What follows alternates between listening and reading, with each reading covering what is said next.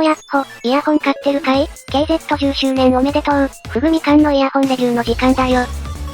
今回紹介するのは、10周年記念バージョンの新作イヤホン、KZ-ES-X。このチャンネルが生まれるきっかけになった、KZ-ZST が2016年なので、そのさらに4年前から、実質的に KZ は活動していたということになる。いやはや、ZST 後だけでも随分濃い6年間だったと思うけども、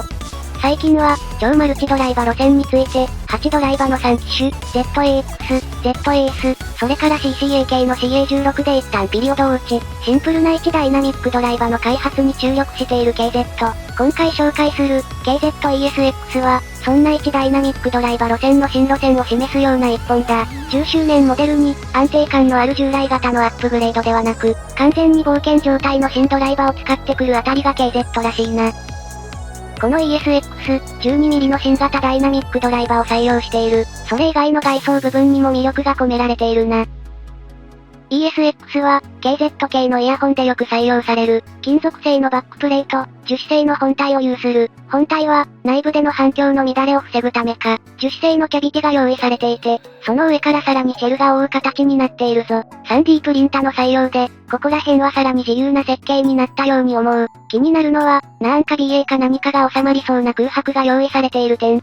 このシェルにはまだ発展性があるのかもしれないが、今回は1ダイナミックドライバモデルとして発売されたぞ。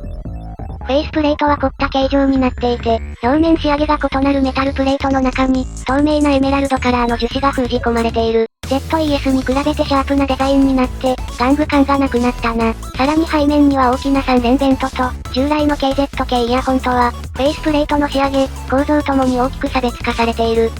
ただ、一番目につくのは、平均的なサイズのシェルを小さく見せるほどに巨大なダイナミックドライバだ。今までの KZ のイヤホンは 10mm のドライバを採用していたんだけど、今回、新たに 12mm のドライバが投入された。ドライバは基本的に大きくなればなるほど、現実に沿った音になりやすいんだけど、派手な音が得意な KZ の場合、1ダイナミックドライバだけでは高音域のキレがトレードオフになる心配がある。でも、そこは心配無用。CCA、CRA などでも採用された、非常に薄い液晶振動板が採用され、高音域も明瞭な反応が期待できるぞ。スペックについてはこんな感じ。反応周波数が 40kHz までの表記になっているのは、ちょっといったもん勝ちなところがあるので置いといて、今までほとんどのイヤホンが 16Ohm だった KZ 製イヤホンの中で、若干鳴らしづらくなっている。スマホにそのまま直結すると、ちょっと音が変わっちゃうかもしれないな。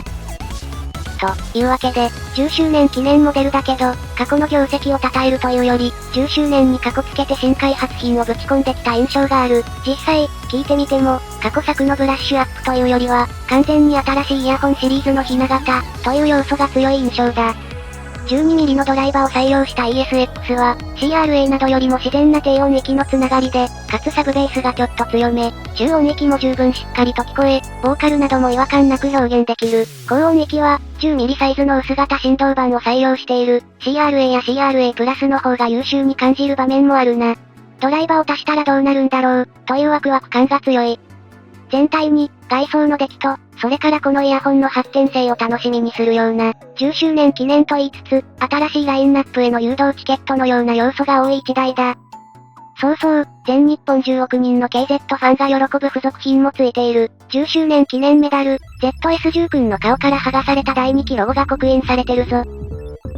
絶妙にメッキがチープでちょっとブツブツがあるのも、なんとも KZ っぽい。付属ケーブルは、最近の KZ がよく採用する、幅の広い4芯ケーブル。付属イヤーピースは、TWS 以前のイヤーピースの良さと、TWS 用イヤーピースの良さを併せ持つ、単軸溝付き透明イヤピだ。これ、装着感が良くてホールドもしっかりしているので、個人的にはかなり優秀なイヤピなんだよな。というわけで、記念品のメダルももらってにっこり、というところで、このイヤホンの総評を言おう。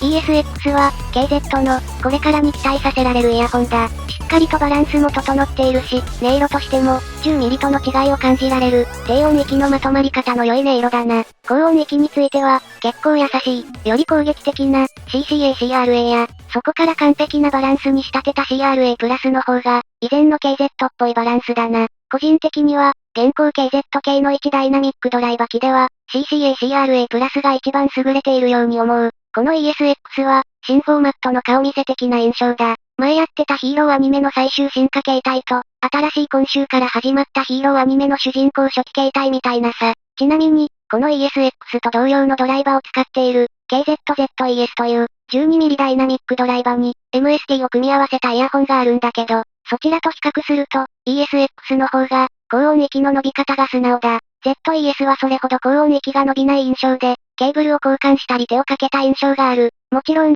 初期ケーブルがもともと柔らかい音になりやすい、より太いケーブルだったというところもあったりするんだけど、余計な味付けなく、12mm ダイナミックドライバーを楽しめる、という点からも、ぜひ ESX の方にトライしてみてほしいな。というわけで、KZ がこれからどんなラインナップを展開してくるかわからないけど、その基本形になるのが、この ESX、10周年記念モデルと言いつつ完全に新挑戦の塊だ。フェイスプレートなんかはいい感じに最高に中2のかっこよさを見せつけていくので、デザインで惚れた人も納得できる一台だと思う。KZ 系で一番真っ当なダイナミックドライバ機は、CCA-CRA+。過去の KZ のハイブリッドの音が聞きたい人は、おとなしくその機種のハイブリッドを買おう。もちろん、単体で聞いても楽しめるが、ここからの発展性と、これまでの KZ の音の変化に思いを馳せながら聞くと楽しめるんじゃないかな。と、こんなところだな。ここから、この新しい 12mm ドライバが、ハイブリッドやトライブリッドの下地として扱われるのか、それともなかったことになって、まるっきり新しい1ダイナミックドライバを開発し続けるのか、KZ の先行きは全く読めないが、ぜひ、この ESX をベースに発展していってほしいな。どうせ、今興味を持っている人は、他のモデルの出来が良かったら、別構成が気になって買うし、余震波打ち切りになっても幻の新型ダイナミックドライバ搭載機として買うだろ？だったら早く買って、一月一月の負担が小さくなった方が、楽な気すらするんだ。というわけで、面白がって買うならあり、ゴールを求めて買うなら KZ 全部買え、だな。最近気づかされたんだけど、僕は KZ とか TRN とか CCA とかみたいな、低価格イヤホンをちまちま買うのが好きなんだけど、ハイエンドをドッカンと買う人が、終点のイヤホンを探し求めてるのに対して、僕は怪しい習慣中華イヤホンを買ってるということに気づいた。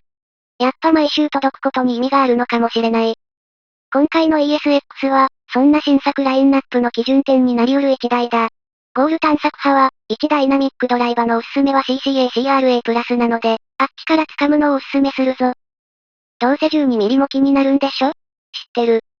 この10周年記念モデルと10周年記念メダルがいつまで続くかはわからないけど、できればコインがついてるうちに買っといた方が良さそうだ。といったところで今回はここまで、KZ くん次は20周年目指そうな。